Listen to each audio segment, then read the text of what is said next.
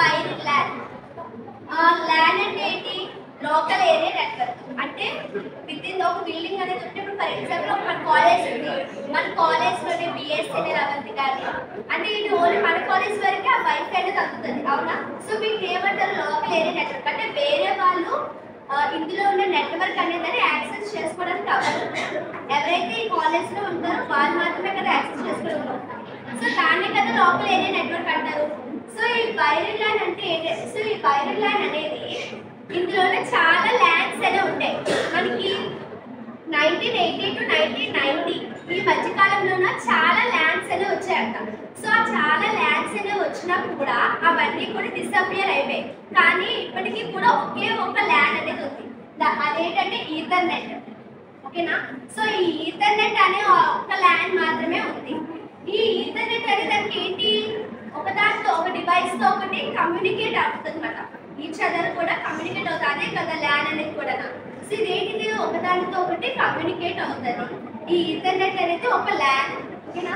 So ఈ Ethernet frame structure అనేది ఎలా ఉంటుందంటే, సో ఇవి చూడండి, ఒకటి ప్రీమబుల్. ఇది ఎన్ని బైట్స్? 7 బైట్స్ మాట.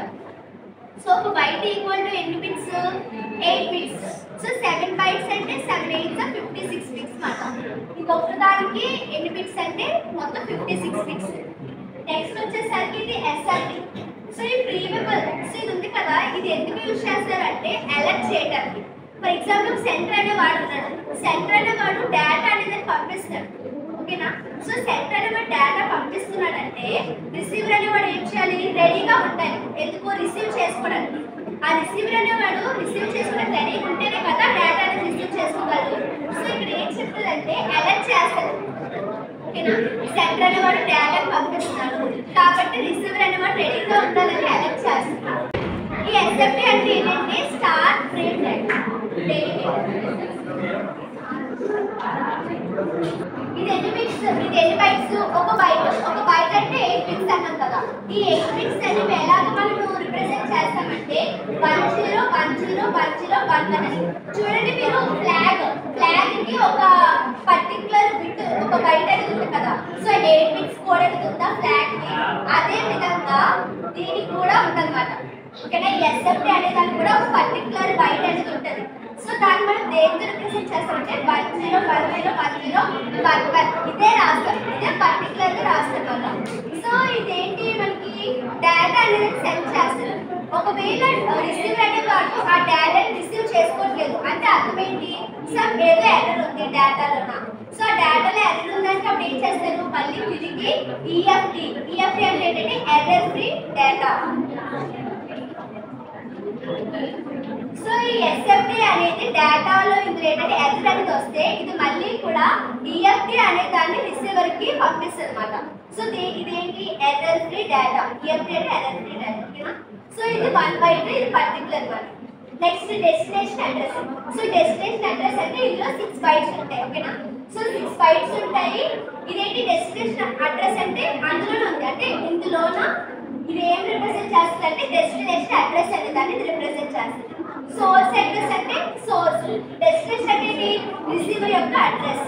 సోర్స్ అడ్రస్ అంటే సెంటర్ యొక్క అడ్రస్ అనేది ఉంటుంది. సో ఇది కూడా 6 bytes. 6 bytes. Next length or time. మనం ఏదైతే డేటా ఇవ్వదు దాని యొక్క లెంత్ అనేది ఎంత ఉంటుంది, ఫ్రేమ్ యొక్క లెంత్ అనేది ఎంత ఉంటుంది, అన్నీ కూడా మనకి లెంత్ ఆర్ టైం లో ఉంటుంది. ఇది 2 బైట్స్ వల్ల. నెక్స్ట్ వచ్చేసరికి data or padding. So data or padding అనేది వచ్చేసరికి 46 to 1500 బైట్స్ అనేది ఉంటుంది. ఫర్ ఎగ్జాంపుల్ అంటే ఈ మధ్యలోనే ఉండాలి. ఒకవేళ 1500 కాకుండా ఇంకా ఎక్కువ దాటేస్తుంది అనుకోండి, ఇంకా ఎక్కువ కావాలి అనుకుంటే ఇంకొక ఎక్స్ట్రా ఫ్రేమ్ అనేది యాడ్ చేస్తాం. ఎందుకంటే ఈ యొక్క పర్టికులర్ ఫ్రేమ్ కి ఈ లెంత్ మాత్రమే తీసుకుంటారు. ఇంకా ఎక్కువ కావాలంటే ఇంకొక ఫ్రేమ్ అనేది యాడ్ చేస్తాం. లేదు 46 కూడా రాలేదు అనుకోండి, అప్పుడు ఏం చేస్తారంటే ఇచ్చిన డేటాకి జీరోస్ యాడ్ చేస్తాం. జీరోస్ యాడ్ చేసి పర్టికులర్ 46 వచ్చారు. అర్థమవుతుందా? సో ఫర్ ఎగ్జాంపుల్ ఇక్కడ 16 ఏదో ఇచ్చింది అనుకోండి, అప్పుడు ఏం చేస్తుంది? 1500 వరకు ఈ ఫ్రేమ్ యూజ్ చేస్తాం. ఆ 16 బిట్స్ కి ఇంకొక ఫ్రేమ్ అనేది యూజ్ చేస్తాం. లేదు 32 అనేది ఇచ్చామనుకోండి, ఈ 32 అనేది సరిపోదు కదా, ఎందుకంటే స్టార్టింగ్ నెంబర్ అనేది కాబట్టి 32 ఈ యొక్క డేటా అనే దానికి ఉన్న జీరోస్ అనేది. సో ఎన్ని జీరోస్ యాడ్ చేస్తే 46 అవుతుందో అన్ని జీరోస్ అనేది యాడ్ చేస్తాం. సో దాన్ని డేటా ఆర్ ప్యాడింగ్ అంటారు. Next CRC. సిఆర్సి అంటే ఏంటి? Cyclic redundancy check. అంటే ఇది దేనికి యూజ్ చేస్తారు? ఎర్రర్ డిటెక్ట్, అంటే ఏమైనా ఎర్రర్ ఉందా లేదా అనేది డిటెక్ట్ చేయడానికి ఇది యూజ్ చేస్తారు. అడ్మిన్ లా యొక్క ఇన్ఫినిట్ ఫ్రేమ్ స్ట్రక్చర్